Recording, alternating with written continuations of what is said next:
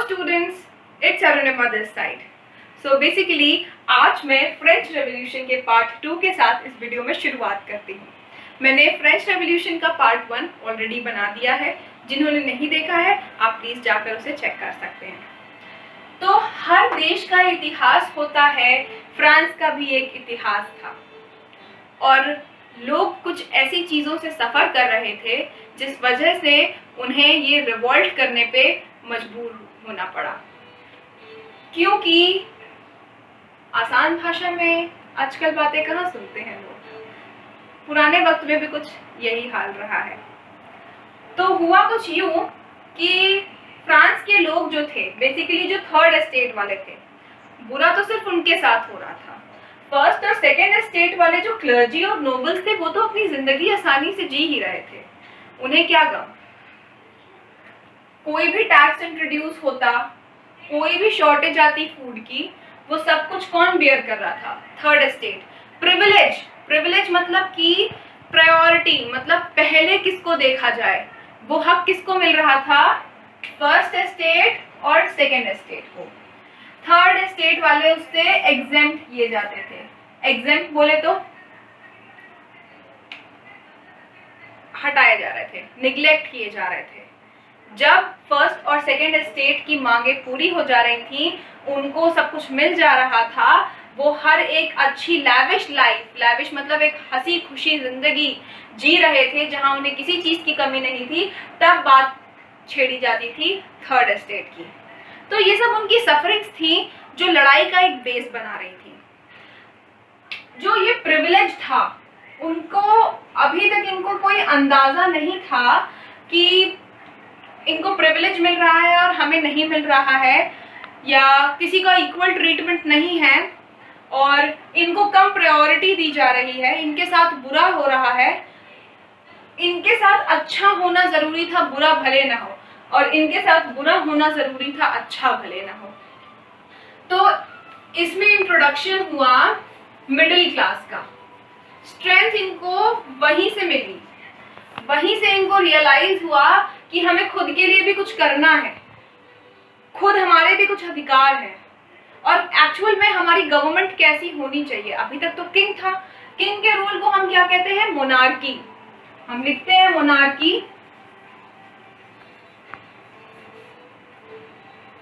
और इनको रियलाइज हुआ कि मिडिल क्लास की वजह से कि हमारे भी कुछ हक है जिसकी हमें मांग करनी चाहिए, हमें भी इक्वल ट्रीटमेंट मिलना चाहिए।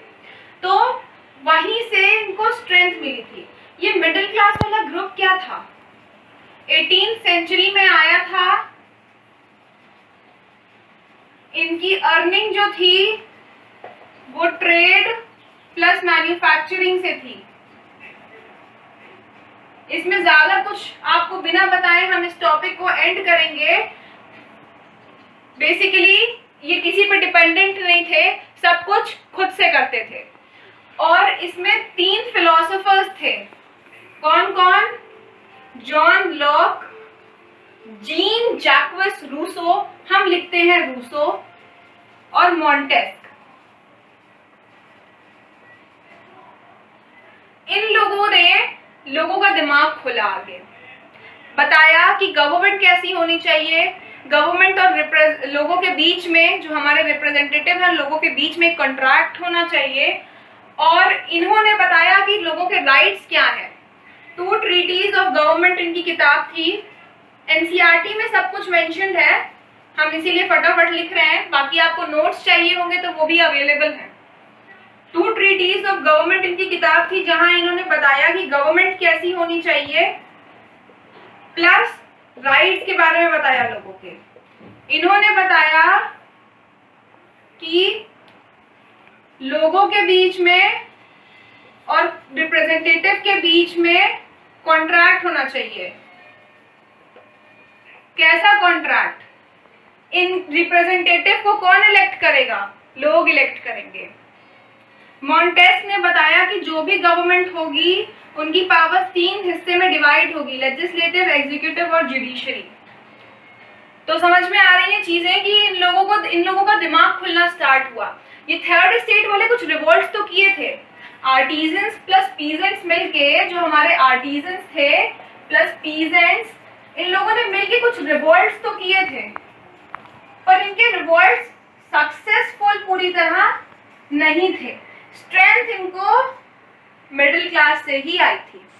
सो अब क्या हुआ कि मीनवाइल जो हमारा मॉन्टेस्क्यू का कॉन्सेप्ट था, जहाँ पे पावर्स एक हाथ में नहीं रहनी चाहिए थी, कॉन्सेंट्रेटेड जिसे हम कहते हैं एक हाथ में, वो ना रहे, वो कॉन्सेप्ट जो इन्होंने दिया था कि 3 भाग में हमारी गवर्नमेंट की पावर्स डिवाइड हो जाए, उसको अडॉप्ट किया यूएसए ने, जो कि हमारी ब्रिटेन के अंडर था, और हमारी बर्बन फैमिली जो लुइस 16 की फैमिली थी उसने उसको उससे फ्री करवाया था, क्योंकि फ्रांस और यूएसए का कॉमन एनिमी ब्रिटेन रहा है।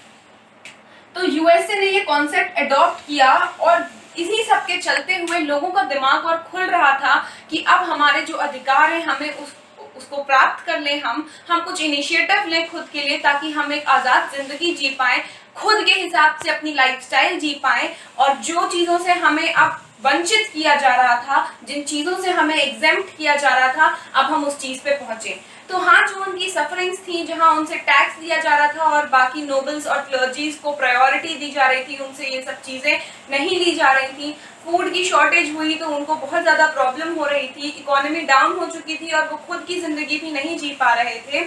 इन सब के चलते कुछ एक ऐसी चीज़ और हुई जिस वजह से अब उन्होंने रिवॉल्ट का पूरा कदम उठा लिया, और उनका रिवॉल्ट करने का जो मकसद था वो किसी हद तक जाकर के सॉल्व ज़रूर हुआ। तो आइए हम देखते हैं आउटब्रेक ऑफ रेवोल्यूशन में वो एक मीटिंग में ऐसी क्या चीज़ हुई थी।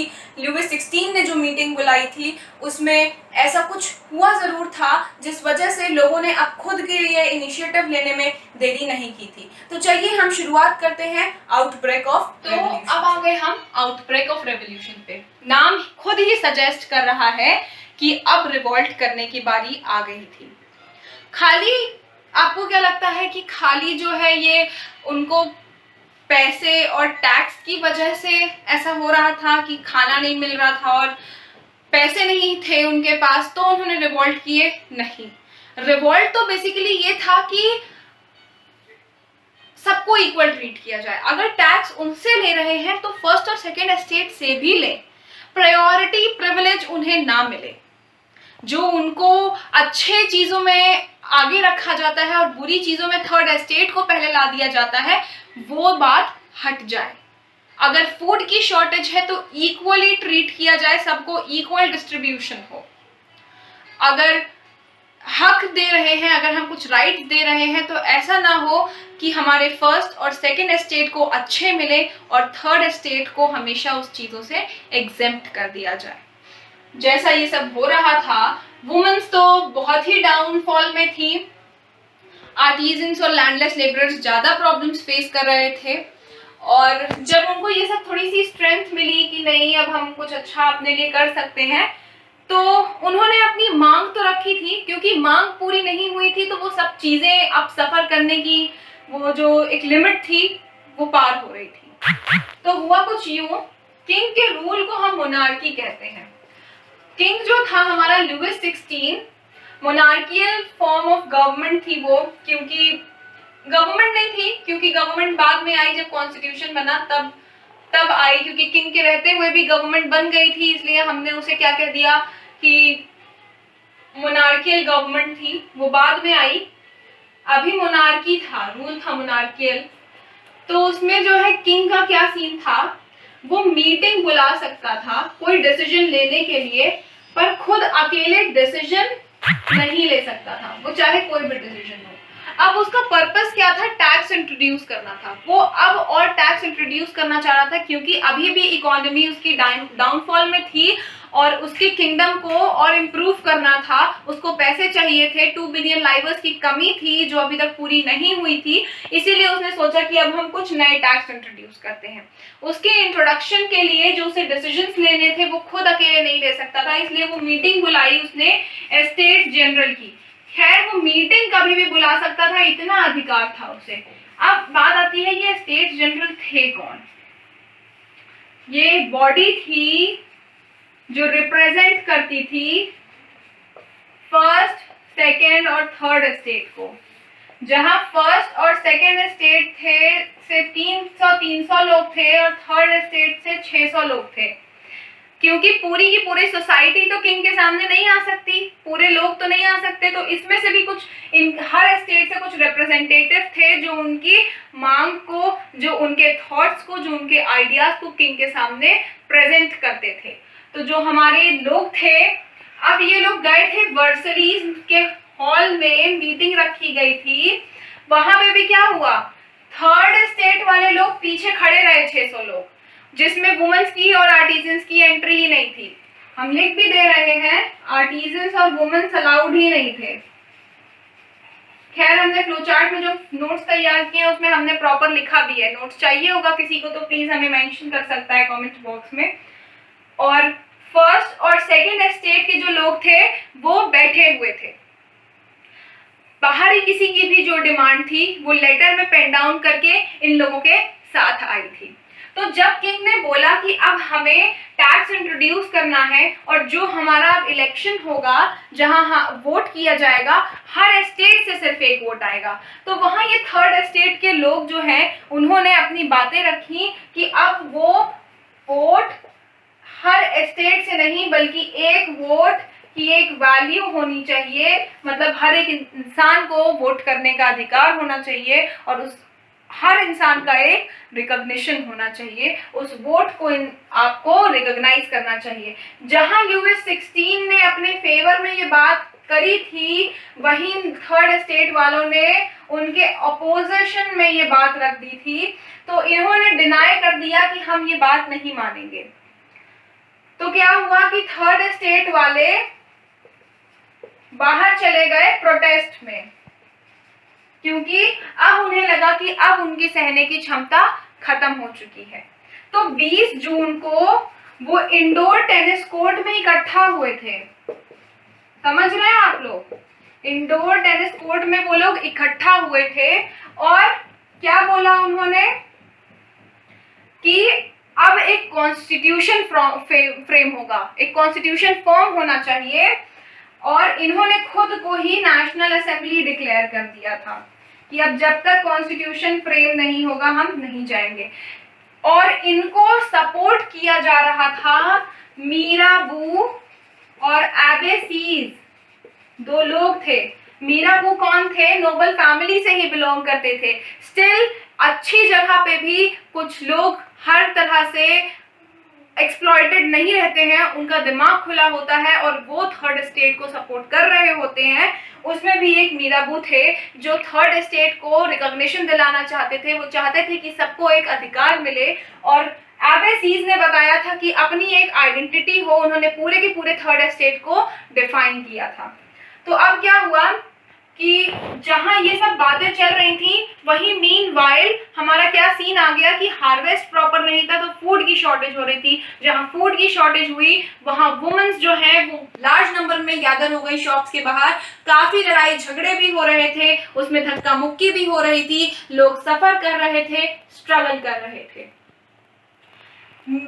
जब ये बात हुई तो उसी के साथ साथ किंग ने और क्या काम किया, किंग ने, ये 20 जून की बात है, किंग ने 14 जुलाई को 1789 में अपने ट्रूप्स को ऑर्डर दे दिया कि तुम सिटी में जाओ, क्योंकि उनके साथ इतनी सारी नेगेटिव चीजें हो चुकी थी, तो अब लोग उसके लिए कुछ अच्छा नहीं सोच पा रहे थे और उन्होंने फिर यही सोचा कि किंग उन्हें कुछ हार्म करने के लिए भेज रहा है, और उन्होंने अब खुद के लिए पहले ही कदम उठा लिया और बास्टाइल को डिस्ट्रॉय करने के लिए पहुंच गए। पीजेंट्स और वर्कर्स ने क्या किया कि गवर्नमेंट बिल्डिंग्स को डिस्ट्रॉय करने के साथ साथ उनके सारे कागजात को आग लगा दी। ये सब देखते हुए हमारी नोबल फैमिली वहां से रफा दफा हो चुकी थी, क्योंकि अब उन्हें एक डर आ गया था कि अब थर्ड एस्टेट वाले चुप नहीं बैठेंगे और वो हर एक चीज के खिलाफ कदम उठाएंगे। तो यहाँ पर जब उन्होंने देखा कि किंग ने देखा कि बास्टाइल भी डिस्ट्रॉय हो चुका था, जैसा कि मैं पूरा का पूरा एक्सप्लेनेशन अपने फर्स्ट वीडियो में दे चुकी हूँ बास्टाइल का, अब आप शायद कनेक्ट कर पा रहे होंगे कि वो चीज कहाँ से और कहाँ लिंक्ड है, क्यों उन्होंने वो शुरुआत में बात की थी किंग की एंट्री की, ताकि हम ये अंदाजा लगा पाए कि किंग कौन था, लोग कौन थे, लोग क्या सफर कर रहे थे, किस चीज की वजह से लोगों को रिवॉल्ट करने पड़े थे। तो जब बैस्टाइल डिस्ट्रॉय हो गया ना, तो किंग को थोड़ी सी अकल आई। किंग को लगा कि इस तरह लोग नहीं मानेंगे, कुछ इनके फेवर में मुझे काम करना पड़ेगा। सो फाइनली क्या हुआ, हमारा कॉन्स्टिट्यूशन की मांग एक हद तक पूरी की गई थी। वो हुआ कैसे, 4 अगस्त 1789 को हमारी असेंबली ने कॉन्स्टिट्यूशन पास किया था। लोगों के रिवॉल्ट की वजह से लुइस 16 ने उस नेशनल असेंबली को एक्सेप्ट कर लिया था, कॉन्स्टिट्यूशन का फ्रेम एक्सेप्ट कर लिया था, और ये एक्सेप्ट कर लिया था कि जो भी लैंड्स अब नोबल्स और पीजेंट्स के, जो क्लर्जी के अंदर हैं, वो खुद एक्वायर कर लेंगे और सबको एक फेयर ट्रीट। 2 बिलियन लाइवर्स की कमी थी, वो उन्होंने जब सारा लैंड एक्वायर कर लिया तो उनकी वो इकोनॉमी की जो नीड थी वो मीट हुई। टिथ और टेल जैसे जो टैक्स थे वो अब अबॉलिश कर दिए गए थे, और अब पूरी की पूरी सोसाइटी एक समान देखी जाती थी। ना कोई नोबल था, ना कोई क्लर्जी था, और ना कोई थर्ड एस्टेट था। एक कंप्लीट सोसाइटी थी फ्रांस। स्टिल अभी इसमें वुमेन्स की बात नहीं की गई है, और वुमेन्स ने खुद के लिए भी कुछ कदम उठाए थे, क्योंकि अभी भी उनको सफर करना पड़ रहा था।